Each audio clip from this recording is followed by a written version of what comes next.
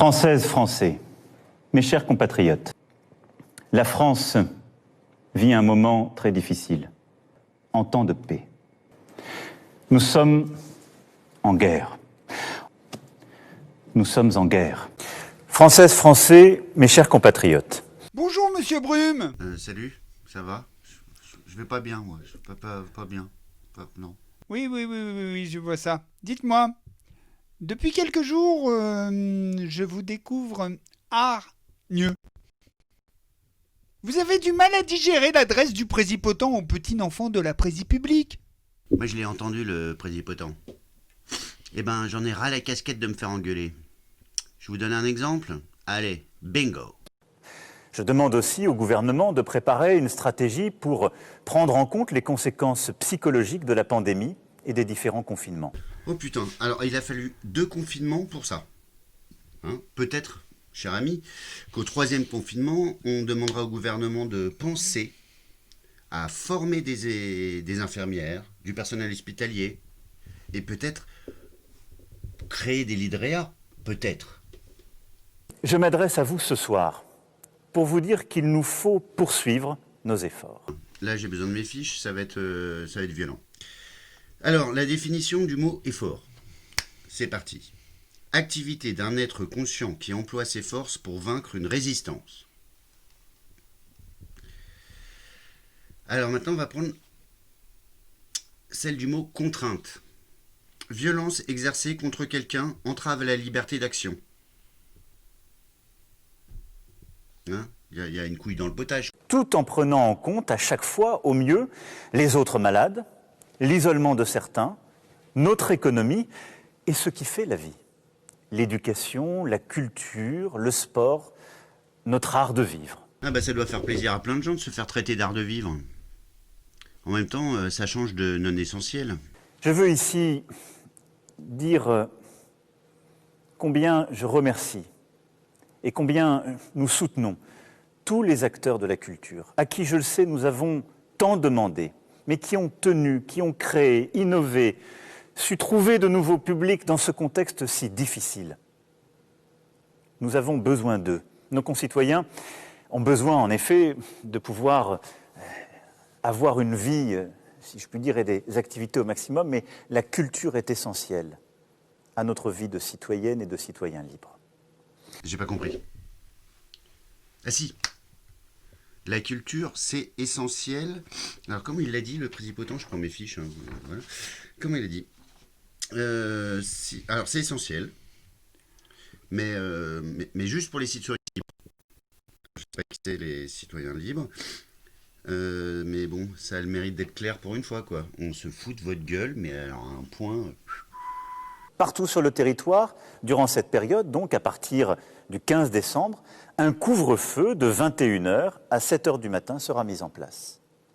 Nous pourrons circuler librement les soirs des 24 et 31 décembre pour partager ces moments en famille, mais les rassemblements sur voie publique ne seront pas tolérés.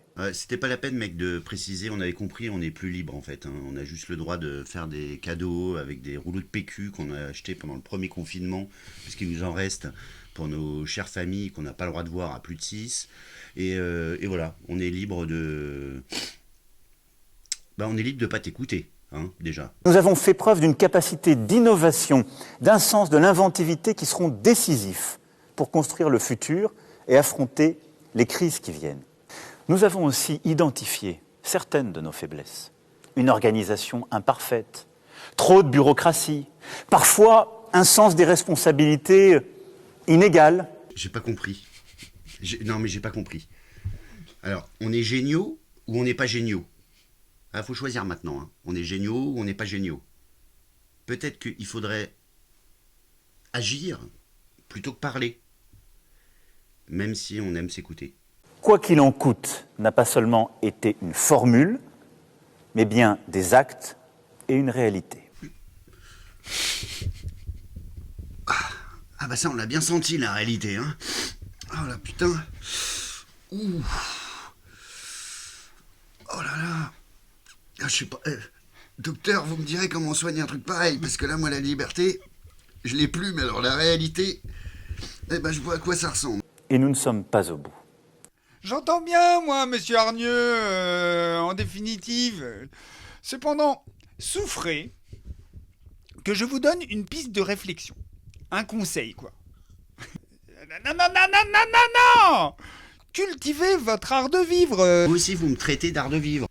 Bon, à ce stade, sans que d'aucune façon vous ne soyez tenté par le mimétisme autoritaire de l'efficacité légendaire de convaincre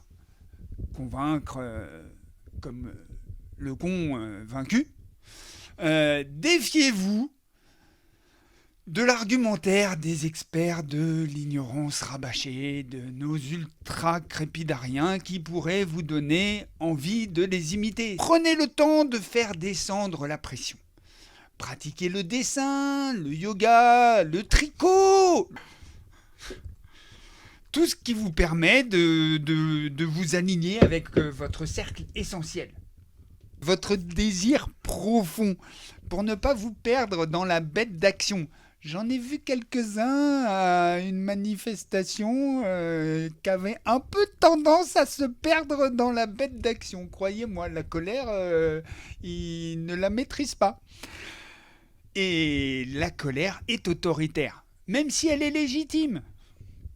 Cela vous permettra de vous recentrer sur votre cercle intérieur, votre désir profond. Cela vous permettra, à n'en pas douter, d'être disponible pour rompre avec ce modèle autocratique et faire de façon collective, peut-être même de vous inscrire dans une organisation alternative.